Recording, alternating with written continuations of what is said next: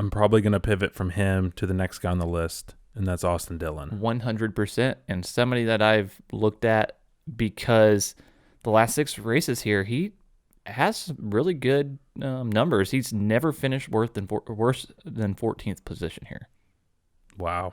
That's pretty surprising. Wow. I was really surprised when I saw that.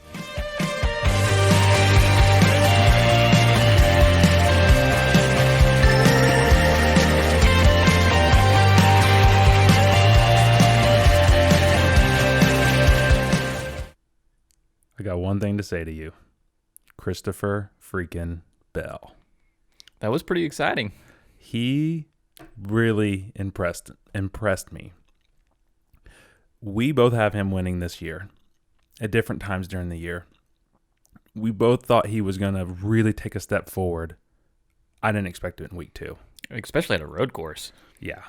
Something that he's admitted to struggling at, but something that he has really focused on really working at getting better at, and paid off. Yeah, he's got a lot of talent, and that's what we were really looking to see is how he progressed from last year to now being in a Gibbs setup. And right out of the gate, we see how impactful that is whenever you have equipment and you have the skills such as he does, and just being able to put everything together that quickly is really impressive. And I think why we're looking for him to get a couple wins this year potentially now. Yeah. I had him, I think, with 2 wins preseason. I'm still liking that even better now, maybe even more. But let's also not forget, he didn't have a great finish at Daytona, but he basically wrecked the entire field early in the race, getting into Amarola, I believe it was.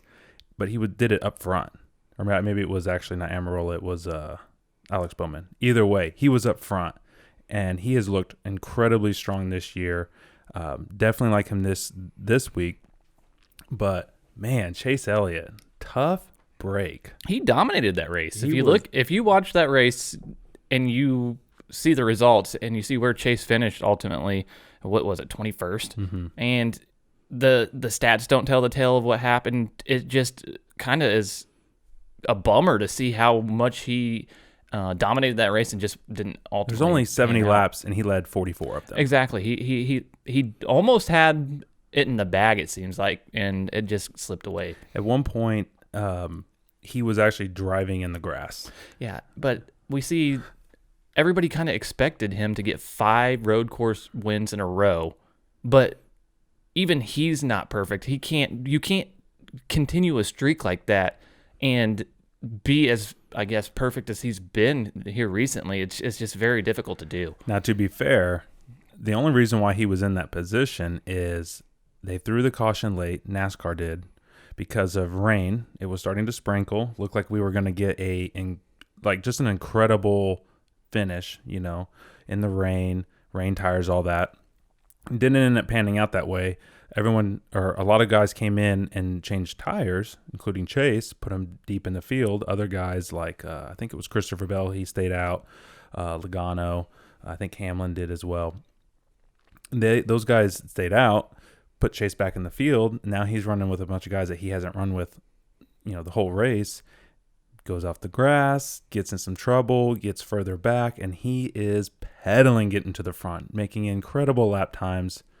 Spins out, going back onto the oval. Yeah, and we saw that, but there were multiple guys in the grass throughout the entire day. We saw Keselowski in the grass, it seemed like almost every time you looked. I was ready for NASCAR to just throw the black flag at him, just say, look, man, it's not your week.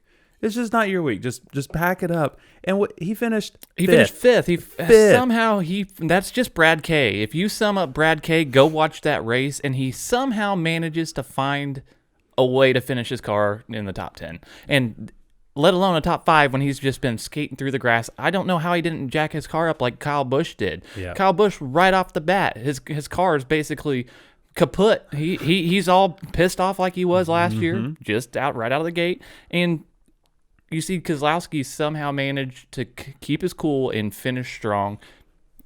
It just sums up him perfectly. Yeah, and it might be that kind of year for him. Another guy who had a very wild ride through the grass, Kurt Busch, leading. trying to hold off Christopher Bell, who ended up winning the race later on. And he ended up finishing fourth. It was an insane race. Just go back and watch the highlights. Yeah, it's was worth it. It was wild. I think I saw a couple polls on Twitter after the race that 85% of folks thought it was a great race. So it was one that if you want to just go back and just see some drivers in awkward positions and situations and prevail, that's one of the races you want to go see. Right. A couple guys that would like to probably forget that race, though, who offer some great upside this week, is Matthew DiBenedetto and Tyler Reddick.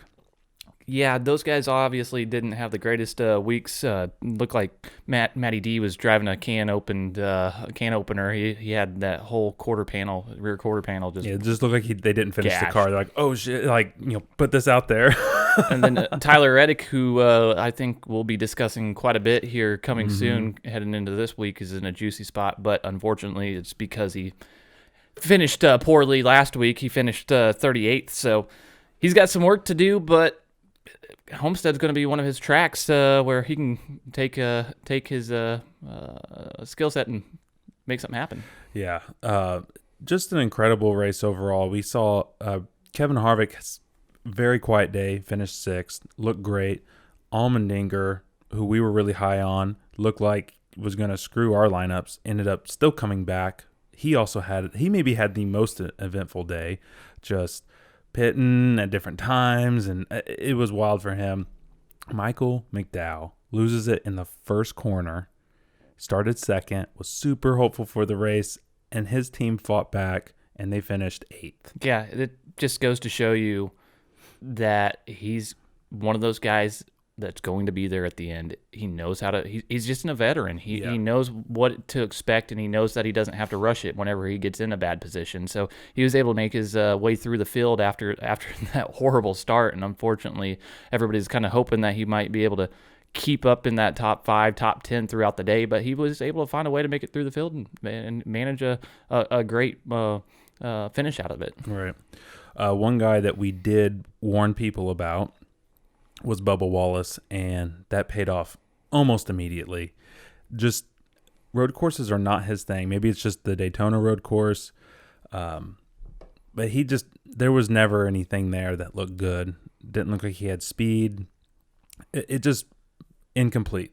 Don't know if it's the car, don't know if it's him, combination of both. It could be a combination of both because it's a new team. How much have they been able to work on that package for the road courses? How much experience is there with that already with that team?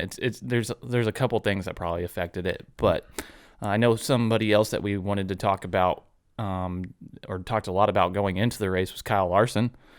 He was up there at the end as well and had an opportunity to really capitalize and hit major value if he would have been able to pull that out. With so much chaotic stuff, I actually almost forgot about Larson. Before obviously the wreck that took him out, I was like, he's going to win. He was so dialed in. It looked like he was on a rail. He was turning out fast laps. I'm like, this guy is going to win this road course. Holy crap, this is awesome. Drove it down in. Also, I think where Chase Elliott wrecked, actually, trying to get back up on the oval. Tried to dive bomb. I forget who it was, and Hamlin was there. Closed the door, got him loose. I think he may have also been wheel hopping a little bit. And hit the wall, destroyed his car, but it puts him in a nice juicy spot this week. Yeah, he's going to be, I think, starting 31st this week.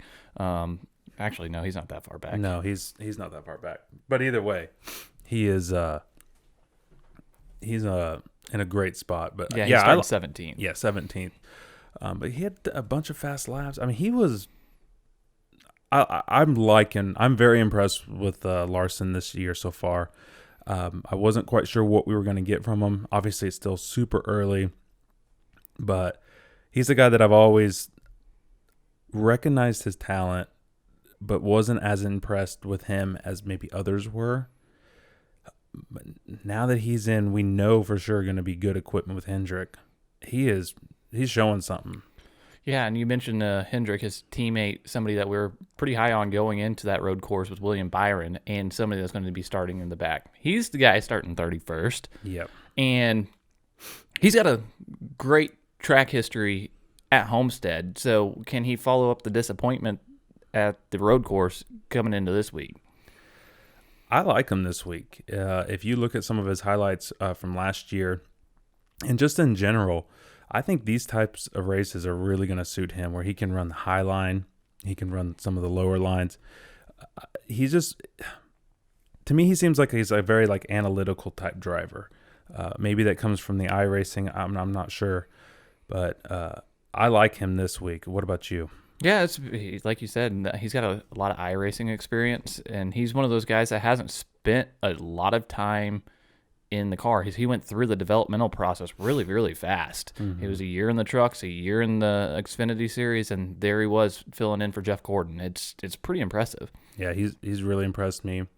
Alex Bowman also, got to give a shout out to him. He started 36th. We liked him, and he did finish 10th. Mm-hmm. A little bit of a banged up car, a little bit of lucky situation that he kind of fell into, but he grinded it out and he put. That's exactly what you want. Yeah, he took advantage of it, and he was able to reach some value and ultimately pay off. Yeah.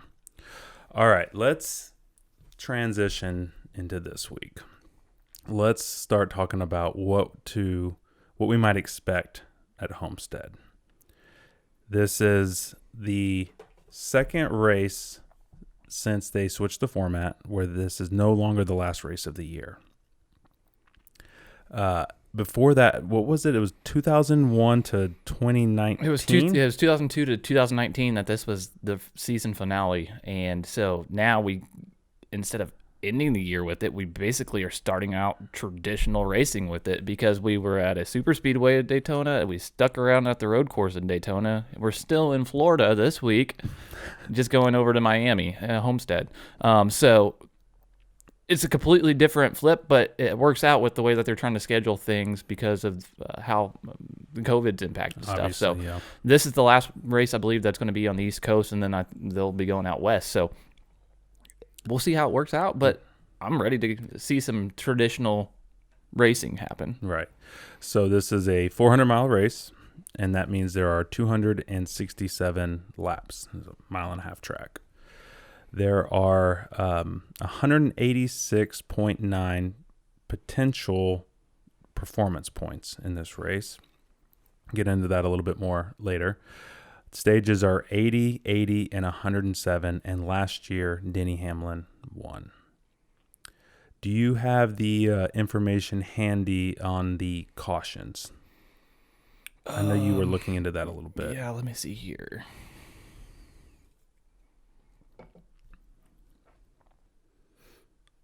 So the 5.2 is the average number of cautions for 25.4 laps is the last 4 years. Okay. So we're going to be losing about 25 laps. So it sounds like there's going to be some opportunities for guys to really shuffle it up throughout this race. Besides the two cautions where we know we're going to get, two stage ends where we know we're going to get cautions, there's going to be some other cautions throughout the race where pit strategy could potentially play into this race. Yeah. Traditionally, this has been a 4-tire stop race, and tires do factor into strategy. High tire wear. Is a high tire wear track. So you'll see strategy really factor into to the event, and depending on where we're in Florida, right? Mm-hmm. Weather's always impactful. Last year we had 2 separate lightning delays, so 2 separate red flags that delayed the race a little bit. They were able to get it going the same day, though. If we're in Florida, expect rain or lightning or both. A little combination of both, but Yeah. They cannot run in the rain this week. That is true. That is important for anyone who may be unfamiliar with that. Unfortunately, so if we get some rain, we may be here a while. Yeah.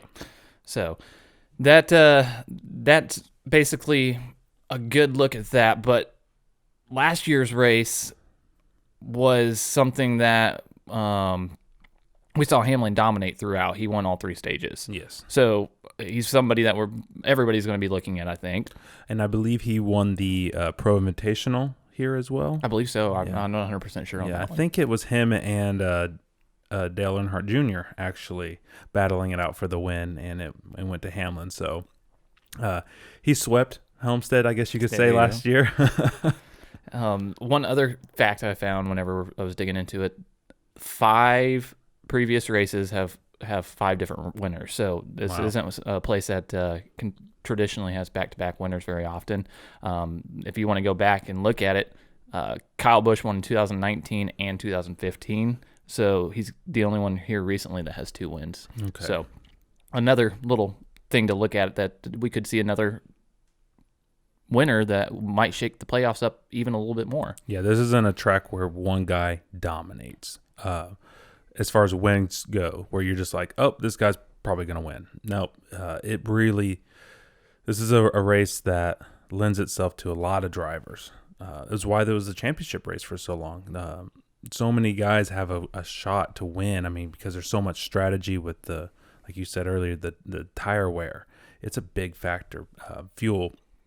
All those things play a huge part in this track, and it opens the door for a lot of options. Yeah, and it's another scenario that might make the already, I think, desperate field this early in the season look at a playoff scenario already. It's crazy to think that we're only 3 weeks in.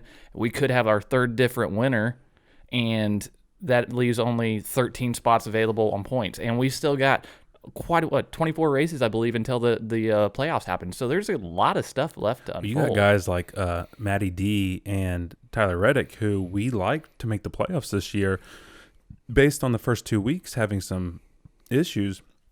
They're in a huge hole. Mm-hmm. If they don't win, they may not point in.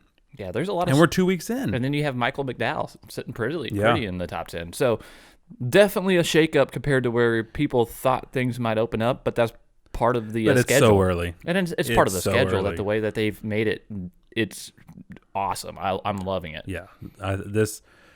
They weren't lying with that promo. This could be the best season yet. So I'm loving it so far. Oh, yeah. All right. So let's start getting into the drivers here. So you mentioned Kyle Busch. He's the most recent multiple-time winner. He comes in at a hefty $11,800, but he's starting 24th. Rough season last year, but he had a pretty good race here. And he has, his stats are ridiculous here. At the last 6, he's averaging 3.3. Yeah, and there was a reason, if you go back and watch our prediction episode, I picked him to win. I went through the research and I saw so many things that stuck out to me with him here. If you just look at the last 6 races here, his stats stick out better than most because he's got 6 top 10s in that time frame, 4 top 5s, 2 wins like we already discussed, and he's got the second most laps led.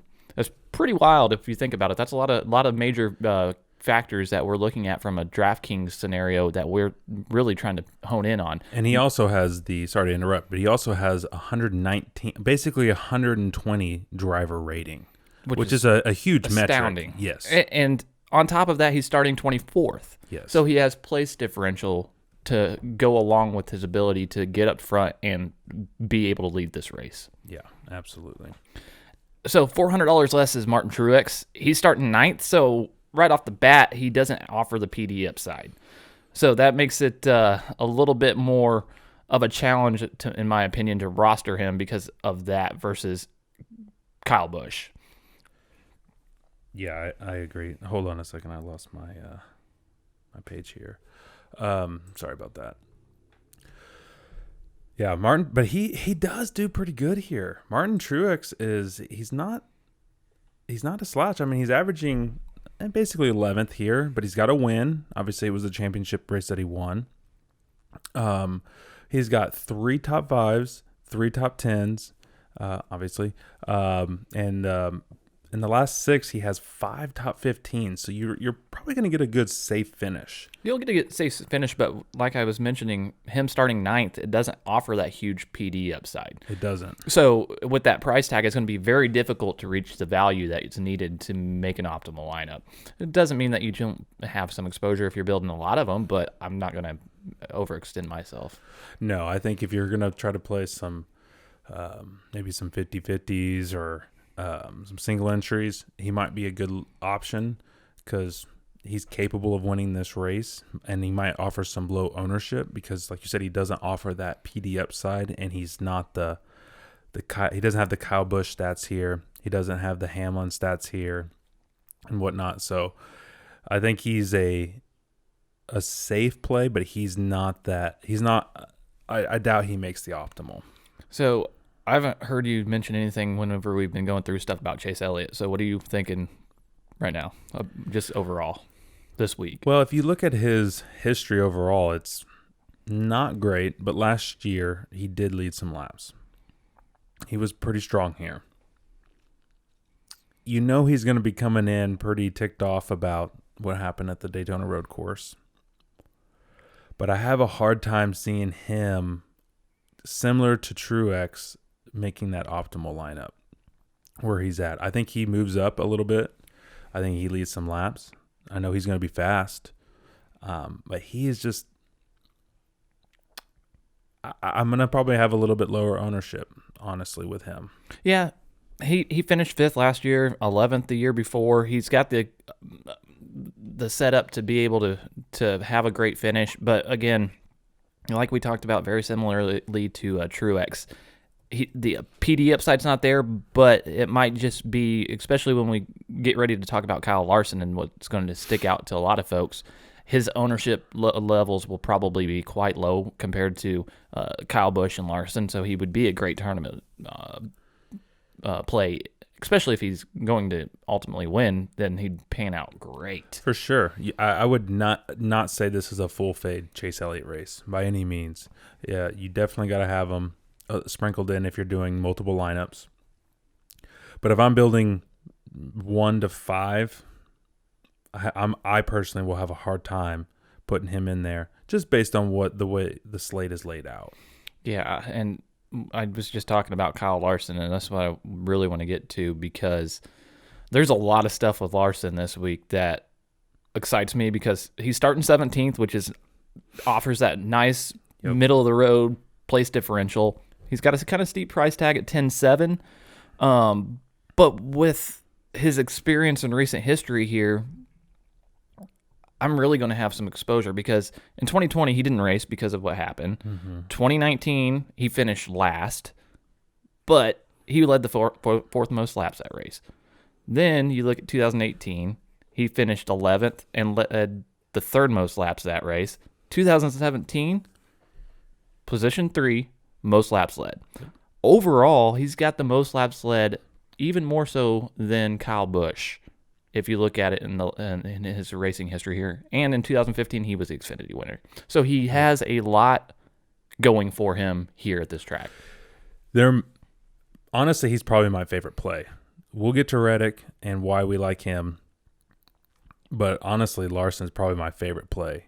And I'm hoping that he does carry a little bit lower ownership than he should because of not racing last year and then having the last place finish. But I have a hard time seeing people overlook. I mean, the fact is, in the last 5, he's averaging 50 fastest laps. That's in Chip Ganassi equipment. He's in Hendrick now. I absolutely love playing Kyle Larson this week. I think it's risky, just like any race. Gets into someone else's mess. It's not a lock. There's no locks in NASCAR DFS. There but absolutely is he is definitely will be my highest owned driver, unless even if he gets sent to the back, once they finish the inspection, I still like him. Yeah, I would dial him up even if he gets if he fails inspection or whatever the case may be. He's still going to be able to put it where he needs to. Yeah.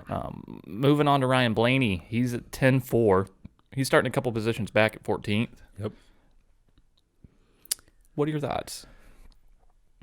I'm interested to see once we start plugging our projections into the optimizer. I'm interested to see where he pans out. He doesn't have great history here, but he's not terrible. He's in Penske equipment. His teammates are pretty decent here. I don't know. I feel like he's kind of right in that price range and starting position where you're like,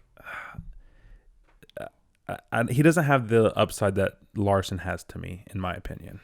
Well, since he's been in Penske equipment, he's basically been rosterable here. He's finished third last year and 11th the previous year. So he knows how to get around the track.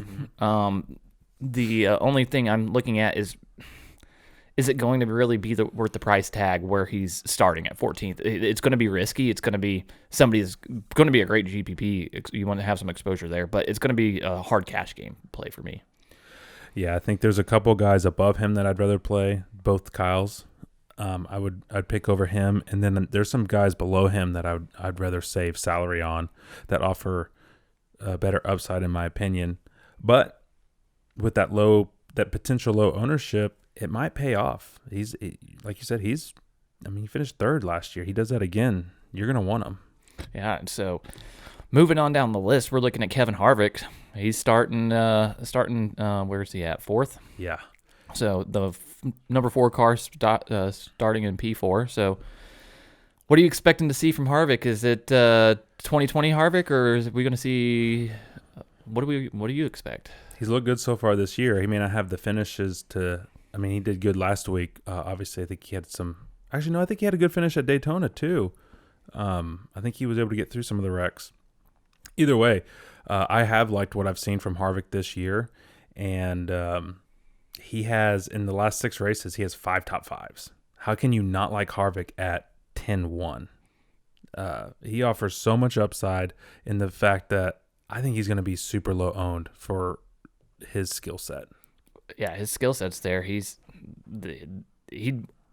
used this track to win championships, so he knows how to get around it. He's a veteran, and there's no reason I'm not going to be rostering him.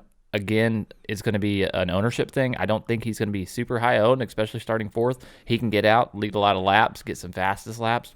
I'll have some exposure. I don't want to overextend myself. Yeah, I think personally for me, he's probably going to come in somewhere around 25-30% in my ownerships. I just don't want to be that guy that even if he doesn't win the race, even if he finishes 4th or 5th, but he ends up leading half the laps, you're going to need him. So, and he's capable. He's absolutely capable of doing that here. Brad Keselowski, though, he's starting 7th. He's at 9.9. Not terrible stats, but I feel like he's in a tough spot this week. Are you going to be using Brad this week? Probably not too much. He does have some decent finishes here, which just kind of makes you weigh it because you know how good he is. But starting 7th, I'm cautioning folks really most likely to stay away because it's going to be extremely hard for him to reach value where he's at. And with his recent history, the last 2 races specifically, it's going to be difficult. Yeah, he's got 4 top 10s in the last 6 races. But starting 7th, I don't see him getting out there leading. I don't see him getting a ton of fastest laps. I think if it's going to be a quiet day. I think if you're going to go with Penske, I think you're going to want to go with his teammate, who we'll get to in just a second. I think if Brad comes up at all, he might be in 1 to 2 lineups. Yeah, I'm not, like I said, I'm most likely we're probably use him as our caution flag this week. So one of the guys, well, in general, I normally do not like playing guys starting on the pole. Pole drivers do not win very often. They can definitely dominate. They can get you a bunch of performance points and still get good finishes. So you can never full fade them. But that PD risk is always huge. But Denny Hamlin starting first, 9,600. You got to play him some this week, don't you? Yeah, and we talked about it last week, the opener to this show about how much Denny Hamlin dominated last year here. 3-stage win, or the 2-stage wins, and then ultimately winning. Right. So he's got the talent to win here specifically. We've seen it. And on top of that, starting out front, if he can keep it clean and continue down that road of just domination like we've seen from him here, he could stack up some points. I did pick him to win this race preseason, so I still like that play. But I do feel like it's a little bit. I think as far as guys starting up front who have the best potential to really lead some laps and dominate. Obviously, I'm going to have a bunch of Larson. We've already talked about that, but I'm probably going to go split it between Harvick, Hamlin, and Logano. You mean up front or up top? Up front in the sense of starting up front. Okay. So they have a shot to get those performance points and still get that good finish, but they're obviously a little risky if they were to wreck or something like that. You're obviously going to lose a ton of points. But I'm not. My point is before the slate came out and before we knew the starting spots and all that, I liked Hamlin a lot. I feel like playing him, though, in contest is going to be a little bit more difficult this week because I also like Harvick where he's at starting fourth, and I like Logano starting at where he's at second. So to me, after all this information came out, Hamlin has kind of dropped in my book. Do you feel the same way, or are you actually a little bit higher on him now?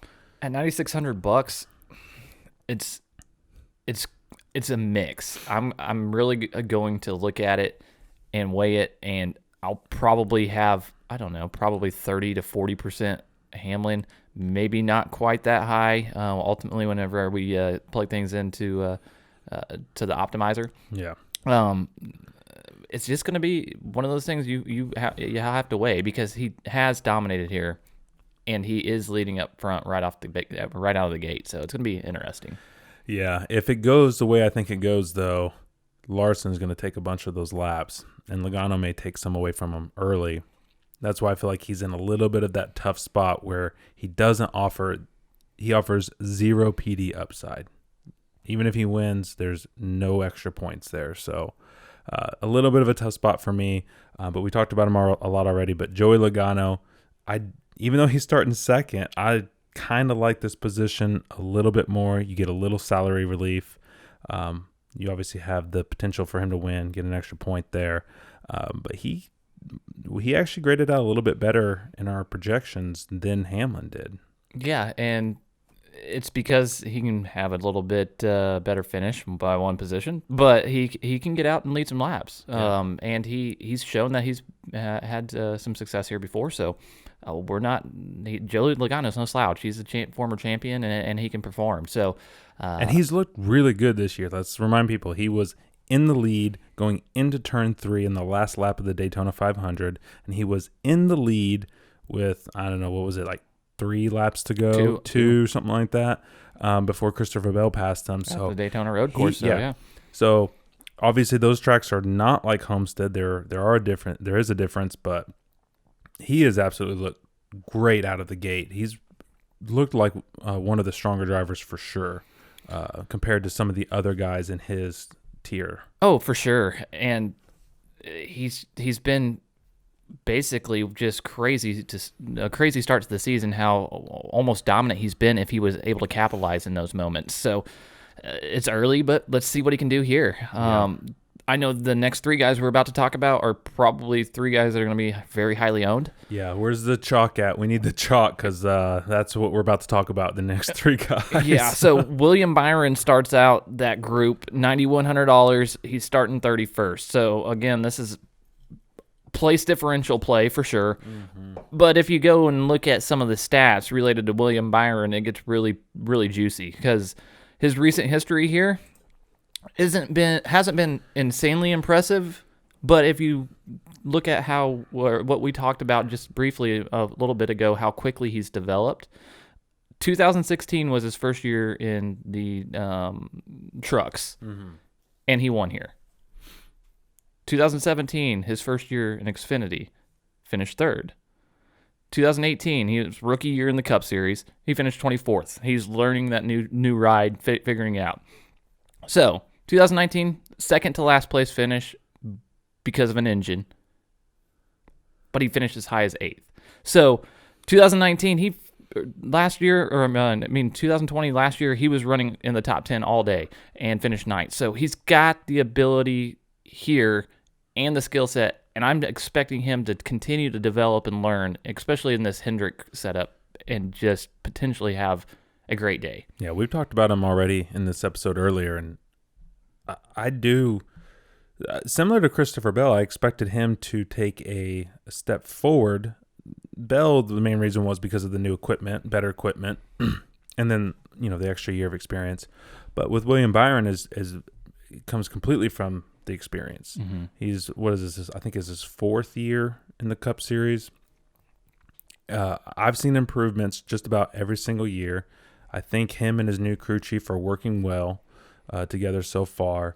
And when you're starting 31st, yeah, he's got $9,100, but he doesn't even have to finish that well for him to really, if he wrecks out early, obviously he's not going to be there, but he's going to be right there knocking on the optimal lineup for sure. Yeah, just a pure place differential alone, it will lend itself to that. So moving on down to out of the $9,000 price range into the 8s is Matty D. You kind of touched on him earlier, starting way back in the field at 37th. Yeah, I will definitely have Matty D. This is not one of his better tracks, but he's been in such bad equipment for so long. You can't use his numbers as well as his past numbers as well as some of the other guys. There's no way he finishes outside the top 30. Obviously there's always a way, but seriously though. I think you said the same thing last week. Yeah. Unfortunately, it's just, you never know. It's NASCAR. These guys it is. in situations every week that you don't expect to be in, and it, unfortunately for Matty D's, happened back-to-back weeks. Yeah, but if you think about where he is, just average at these types of tracks, finishing 15th, that's not that impressive. That's what you want in your lineups. That's over 5X, easy. I'll have him. I know a lot of other people will have him. Not my favorite play, but you definitely have to use him some in this race. I know who pretty much is going to be everybody's favorite play next week. 100% owned by everybody. No. Tyler Reddick. Yep. So starting at $8,500, 35th because of the scenario that played out at the road course. Do you want to let people know why he's going to be so highly owned? Well, besides the fact that he was really impressive here early on last year, he finished 4th. Although he did have that little blunder about forgetting which lap he was on. NASCAR even hounded him about that on Twitter this week. I don't think he'll ever do that again. You pulled up some stats for him for some of the Xfinity. Do you have those handy? Because the main reason why he likes this track is the same reason why we like Larson. They ride the rim, meaning they will be inches, maybe an inch off of the wall a good part of this race, which makes it a little dangerous. We have to be clear there. They will slap the wall a little bit. As long as it's a little kiss, no big deal. They'll be able to maintain. Hit a little too hard, that will mess up their aero and really mess up their day. But nobody has been as impressive at riding that rim, in my opinion, as Tyler Reddick and Kyle Larson. Yeah, and Tyler Reddick, you mentioned his Xfinity success here. Back-to-back wins in 2019 and 18. Won the Xfinity Championship in 2019. He was the Xfinity finished 4th here, right behind William Byron in 2017 in Xfinity. And in 2016, he lost to William Byron at this race. So he's got a couple years more experience than Byron here. He's raced 2 years previously in the truck as well in 2016 or 15 and 14, where he had top 7 finishes. So he's got a lot of experience. He's got a lot of success here. And that's really why, especially with his price tag at 8,500 and starting so far back, he's going to be chalk. Yeah, I'll have to purposely not build lineups with Tyler Reddick just so that way You can be different. Yeah, just so I can have a little bit of difference. But we're not saying fade completely. We're just saying if you want to be a little bit different, you 60% owned? You think he's going to be over 60% owned? It's going to be up there. It's going to be interesting to ultimately see how in those larger contests how much ownership he really brings, because it's chalk. Yeah. Alex Bowman starts 13th and 8,300. So he's next on the list right after Reddick. I feel like Alex Bowman is a guy that might surprise a few people in this race. Not because he has fantastic history by any means, but when you are sandwiched around guys like with the PD upside like Tyler Reddick and William Byron, and then guys a little bit further below him, I think Alex Bowman is one of those guys where he's going to be tough to fit in lineups because there's other guys that I like more. But if you're looking for just a little contrarian play, I think Alex Bowman's in a great spot. How do you feel about him this week? Yeah, starting 13th, he's in an awkward spot, but that price tag at 8,300 is with those guys around him is an awkward place too. But right. Yeah, you could use him in, like you said, a contrarian setup where you're trying to be a little bit different and be able to utilize his price tag maybe to be a little bit different. So it opens the door. He doesn't have to do a ton with that price tag, but he still has to have a top 10 to really hit that 5x value. Yeah, and I think he can do it. But like you said, it is going to be tough this week. Another guy that I'm going to have a tough time playing, and it's not because he has terrible history here, but Kurt Busch, 8,100, starting 5th. Are you thinking he's going to make any of your lineups? I feel like it's one of the toughest plays to play because you know that he has some upside. He's got 2 top 10s here in the last 6. Maybe low ownership play, but I don't know. I feel like this is a tough spot for him. Well, since he's been at Ganassi, he hasn't finished better than 17th. So those 2 top 10s were at Stewart-Haas. So a little bit better equipment, but it's Kurt Busch. You can't ever write him off. He's won here. I think he won here in 2002, if I'm not mistaken. Mm-hmm. So somebody that you can't completely write off, but based on his price tag, his starting position is going to be extremely hard to reach value. Amarola, starting below him, 7,900. And he starts at the 16th position. Amarola is just one of those guys where there's going to be races where you got to have him. He's one of those guys that goes in the category, I never like playing him. And I feel like I'm in that same boat this week. Are you in a similar situation? Or are you a little higher on Amarola than I am? He's really difficult to put your thumb on. He finished 5th here last year. Finished 9th in 2018, but he sandwiched that with the 22nd place finish in 2019. So it's very difficult to put your finger on how Eric Amarola is going to play from week to week. So does have a top 5 in the last 6 though. Yeah, starting at 16th at $7,900, it's not going to take a spectacular finish for him to reach value. So you could really utilize him in some lineup scenarios, and if he gets a top 10, man, you're sitting pretty.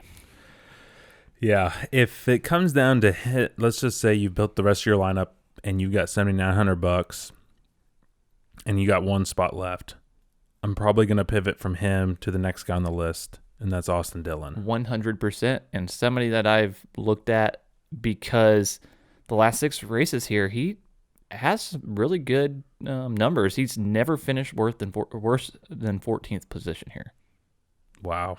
That's pretty surprising. Wow. I was really surprised when I saw that. So last year and in 2018 it was 2020 it was 7th. So he's continued to improve here, and overall his finish is 10.5. So he's averaging almost a top 10 finish here at this track. 10th best driver rating out of everyone in this field too. Yeah, so a lot of stuff lines up for Austin Dillon this week, especially starting 22nd and at $7,700. It doesn't take a whole heck of a lot for him to reach an extremely high value point at this point. We talked about him to open the show. He starts right below, or salary-wise, 7,600, but he starts third. Christopher Bell. This is tough. I've been impressed with him. I believe you have some Xfinity stats with him. This is a good track for him. He started like 34th, I think, last year, or 35th. He started terrible, and I think he got a top 10, if I'm not mistaken. I think didn't he finish 8th? He finished 8th here. Yeah. So, and that was in Levine Family Racing Equipment. So he's got a better setup. What are we going to see? This is difficult because he's starting top 3, but his price tag, right? It could lend to putting him in a few lineups. If he's able to get, a dozen or so, maybe 2 dozen fastest laps, if he's able to do that, which his equipment is capable of doing this, and if he can lead a dozen or more laps and finish inside the top 10, he's going to be a play that will, as long as the other guys hit, he'll cash. He won't screw you there.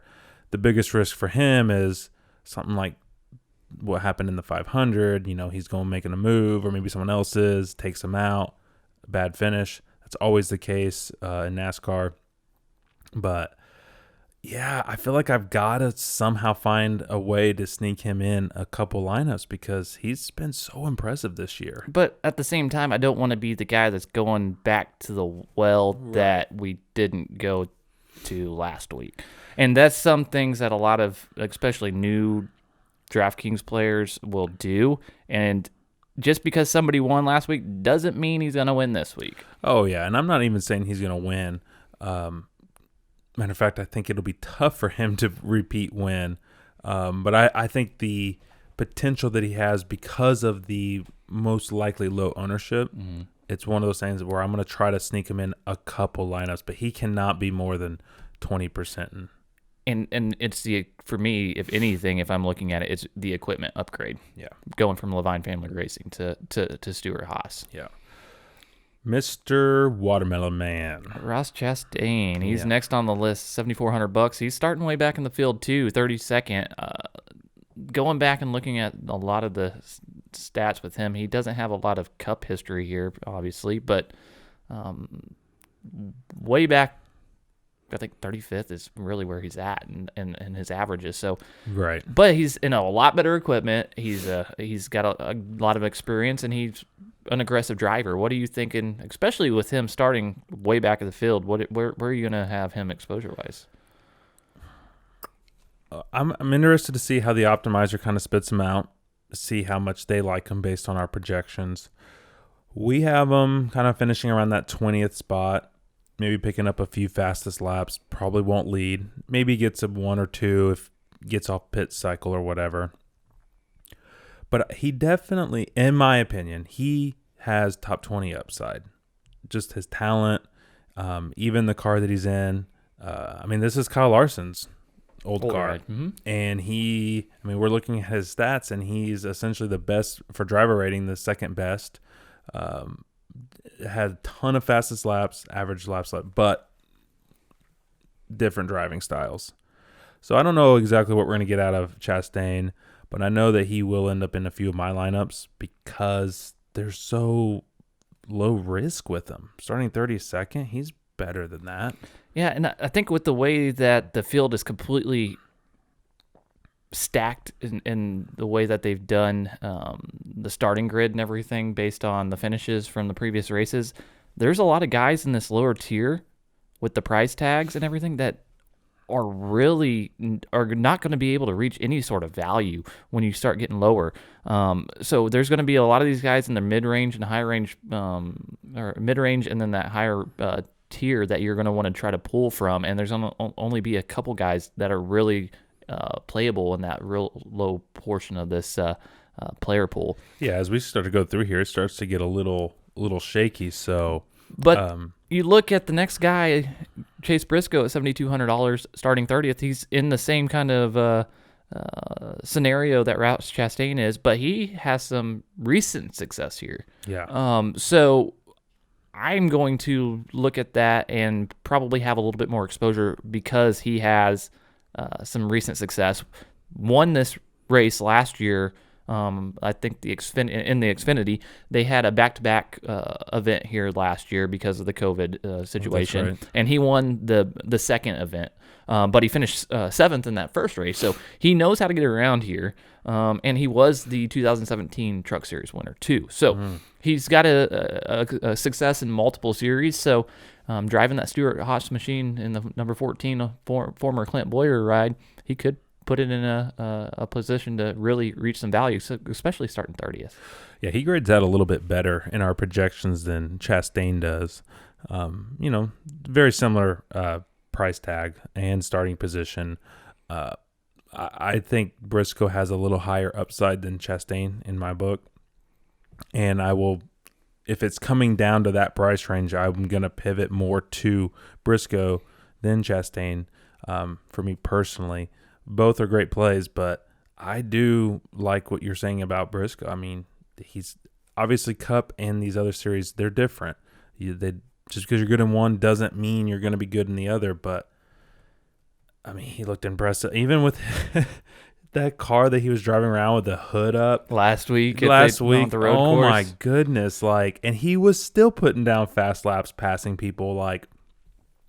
This guy, if he can, be patient and really and learn the series, I think he's going to be a guy that we're going to be talking about in the probably near future as serious contenders for top fives and even wins. So I like him this week. He will definitely be owned pretty heavily in my lineups, in my opinion.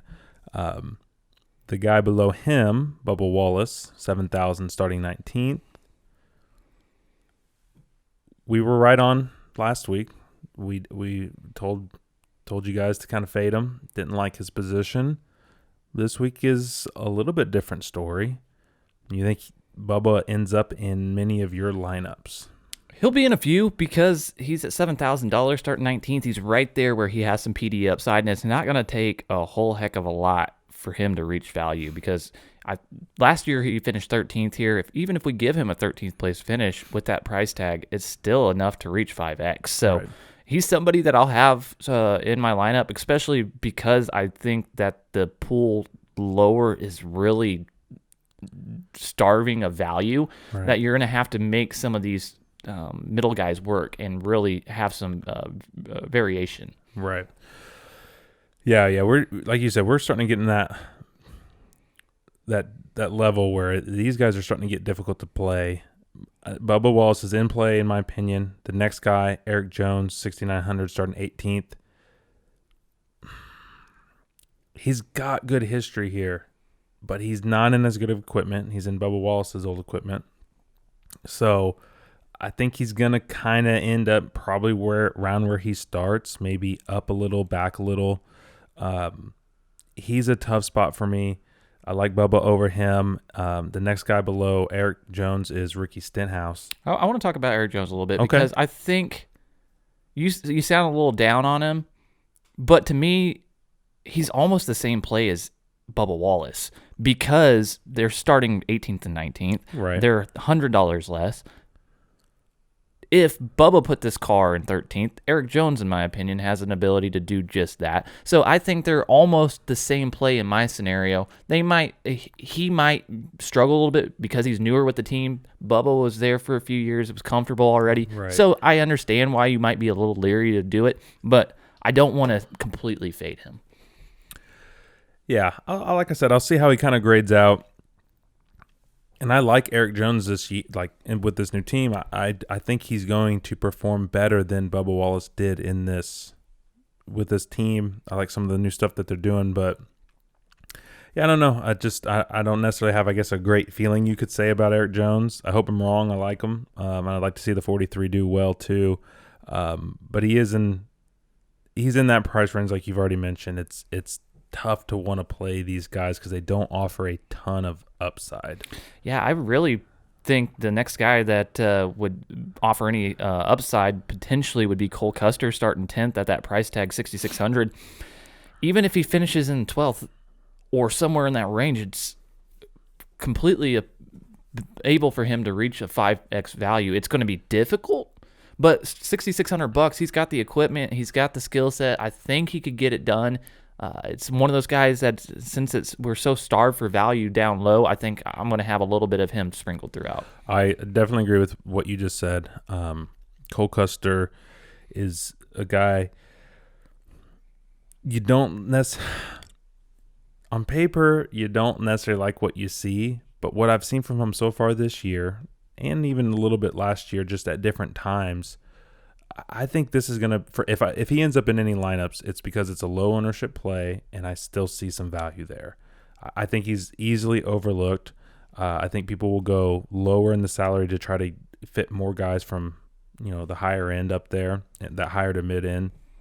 So just as a pivot from some of these other guys like the Bubba Wallace and Eric Jones, who have a little bit better PD upside, Cole Custer is a guy who he could get a top 10 in here easily, in my opinion. Yeah, he's somebody I'm going to I want to pull up his Xfinity stats real quick because I noted that he had some success here, and I want to see exactly what it was, because if he's on the same level as Tyler Reddick and some of those guys, then at $6,600, it's something that we need to really pay attention to, because he was the 2017 winner here.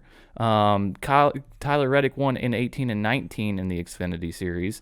So let's see if I can pull any more. Yeah, he finished second here behind Tyler Reddick in that year. So he's really good at this track, and somebody that people might be sleeping on because of where he's starting. Yeah, I like that. That's good information. And like I said, I think that's the low ownership pivot from some of these other guys we've already talked about. Ryan Newman, he's going to be somebody that's probably going to have some ownership, a little bit higher ownership because of where he's at, starting 23rd, $6,400. Doesn't take a lot for him to reach 5x value, so he'll have some ownership in my opinion, and it's going to be warranted. He might not have the best numbers here, right? But it's Ryan Newman. He's very consistent. What are you thinking? Because he's got 2 top 10s in the last 6 here, so he's got the ability to do it. Especially he's done it in Roush equipment already. Yeah, he's another one of those guys I never really loved to roster. When he pays off, and you love it. He's probably going to find a way into a few of my lineups for sure. I'll probably be a little lower owned than you are, just because I haven't seen a ton that's impressed me this year. But like you said, with the price tag, and even if he's hitting his average finish here, you're going to get over 5x. That's going to help you cash your lineups. I think he's one of those, you're not excited to play him, but you play him because he offers good, solid value. Yeah, so that's why I would have some of him, especially because when we go below him, there's really only, in my opinion, 1 or 2 guys are left to talk about. Yeah, to me, Chris Buescher starts 12th, 6,300. He's in a tough spot.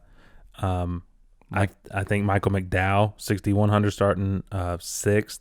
That's also a tough spot. And I like playing McDowell. He had one of the best season average values last year, but he didn't do that starting 6th. He did that, starting 25th and finishing, 15th or something like that.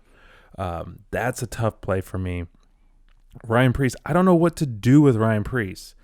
We have not been high on him. He's been in tough spots both races this year, and I think he's got 2 top 10s already. But it's because of the type of racing we've been at. It fits Ryan Preece's style. Ryan Preece is a great driver, but he's not in the best equipment, and he's able to hide that equipment in the race types that we've been in. Super Speedway, you can really blend in the pack racing, and whenever you're racing at a road course, it's really driver skill, which he does have there. Yeah, and then also, too, we've already mentioned it when we were doing our review. That race got crazy at the end with that caution. He wasn't necessarily running top 10 throughout the day, but at the end of the day, he still finished good, got him a great starting position, but man, tough for me to want to play him this week. Yeah, I don't think I'll have any at all of him. And really, I probably won't have any exposure to anybody after going down this list, looking at it, Daniel Suarez at 5,700, starting 21st. I just don't know what type of equipment he's going to be in. It's going to be difficult for him to reach value there. Then I look at Anthony Alfredo, and that's somebody I'm willing to probably. That's the lowest I'm personally going to go as Anthony Alfredo, starting 27th at 5,500. He doesn't have a lot of experience. He doesn't have a lot of success at any level, but he's somebody that, looking at his stats here, I think he's going to race smart. Yeah, because he has one start here. Yeah. And that was the Xfinity last year, and he started 12th, finished 11th. And that was an RCR equipment. So he knows how to get around, and he's not going to have as good of equipment this time around. But starting where he's at, with the price tag he's at, he doesn't have to do a whole heck of a lot. No, and because there's not really a lot of potential for him to go down. He's starting 27th. Yeah, the only other guy that there's actually two guys below him that I would go with, and the first one is the guy right below him, price tag 5,400, starting 25th, Corey LaJoie. I do think he's in better equipment than what his stats show. Mm-hmm. He had that issue with Chase Elliott late in the race. He was having a decent race last week. So I think he's a guy who can sneak in the top 20, and if maybe it's a little bit more of a wreck fest, maybe he's able to survive and get top 15. To me, obviously with the PD upside, you get two extra spots with Anthony Alfredo. I think they're similar plays. The difference for me is you're picking experience over maybe slightly better equipment. So which one do you want to go with? And I see. I now that you put it that way, I can completely see that would probably be the lowest I would go. And there is some upside still left in that tank. Is just going to be a little bit more challenging. But again, you made a valid point with his skill set and potentially seeing what that looks like. Right. So we'll kind of run through the last of the drivers real quick. There's only one other one I kind of wanted to highlight, but Justin Haley, 5,300, starting 20th. I think that's a tough spot. Great driver. He won that one lightning race in Daytona. So, hey, anything can happen. Don't love him. Quinn Half, sorry, I'll pass. Belinky, pass. J.D. Davison, he's one of those. He seems to be getting a little bit better. If you're really needing a dumpster dive, JD's not too bad. But honestly, if you're dumpster diving, and I don't recommend going this low, like we said, I think I would probably quit at Corey LaJoie, not go lower. But if I was, I'm going to go Cody Ware, 4,800, starting 26th.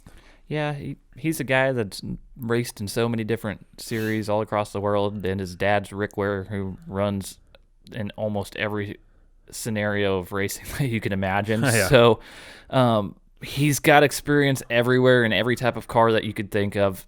It's just, is he going to be fast? Is he going to have enough speed to continue to be somewhere in those mid-20s and ultimately pay off a $4,800 price tag? Yeah, and we haven't built very many lineups, so it's hard to say exactly where a lot of these guys are going to be wanting to fit in. Like I said, if you're able to build the lineup that you want and not go lower than Alfredo or LaJoie, that's great. But if it happens to work out where you got to get one of those guys below 5,000 to be able to hit, that Kyle Busch and the Kyle Larson and maybe a Denny Hamlin lineup with a couple of those PDs, Cody Ware is where I'm personally going. I'm not going Timmy Hill, BJ McLeod, or Garrett Smithley. That's me. Do you have a different opinion on that? No, that pretty much sums it up. Even Cody Ware is going to be a stretch in my opinion. Oh, yeah. So it's very the field gets very shallow once you get past Anthony Alfredo and Corey LaJoie. Yeah. Don't like the dumpster dive in this week. Well, any last thoughts on what you're kind of expecting from Homestead, or what you're hoping to see? Or well, I'm excited to kind of get back to some traditional racing. I know some people aren't huge fans of road courses. I personally am. So that was fun to watch. But you can't get more excitement than oval racing and strategy that comes into this high tire wear environment. So I'm ready to get the action rolling. Yeah, I feel very similar. I'm not the biggest fan of 1.5 miles, but they're I'd say they're a little bit more predictable, if you can say there's accurate predicting in NASCAR. The road course proved last week that even road courses aren't super reliable. You never know what you're going to get with super speedways. So now that we're finally going to a track where it's like, okay, you can look back at some of the history and you can gauge these guys. You might miss 1 to 2. You're not usually going to miss, 4 or 5 in your lineup. That just doesn't normally work out. So I'm excited for that. You can kind of get a little bit more idea also, in my opinion, because there are so many 1.5 miles. So you can start to see, okay, who are going to, like Harvick and Hamlin last year, and they really started to separate them, especially Harvick. Harvick wasn't really impressive at any other racetracks except for 1.5 miles. Are we going to see that again from him? I'm really excited to see what this really shows us for the rest of the year. Yeah, and all of this information that we just talked about and all the information that we go through, we really try to summarize it really nicely in our race guide. We work really hard throughout the week on it. Mm-hmm. So we want to capture everything that we discussed and all these key points that stand out to us in that, so you can visually see what we're talking about. So if you watch this and then want to go down below and download the race guide so you can kind of capture the highlights of what we talked about, that's what that's there for. So you can kind of pair this together and make a nice stack and hopefully help you be a little bit more successful. Yeah, we put a lot of time into it each week, so please check it out. We're pretty proud of it. And like I said, we put a lot of effort, so we know it's going to be beneficial. It's easy to read. It's not too overwhelming. We do provide extra information if you want a little bit more detail, some of the other stats that may not be in there that can be helpful. But yeah, check out the race guide, and also be sure to like this video if you found it helpful or entertaining, and give us a subscribe as well, because we're gonna be doing this all year long. We're really excited to do this. Yeah, and if you're listening on the podcast, wherever you're listening, go ahead and like that, subscribe, follow, whatever is the preferred method whenever you're listening. We want to continue to engage with you. Also, comment on every platform as well. Please let us know what you want to see, or if we didn't touch on something. We just want to be able to engage with everybody that's out there that's witnessing with us week in and week out. With that being said, sir, cheers to your lineups. Good luck. Good luck to you guys out there. We'll see you guys next week.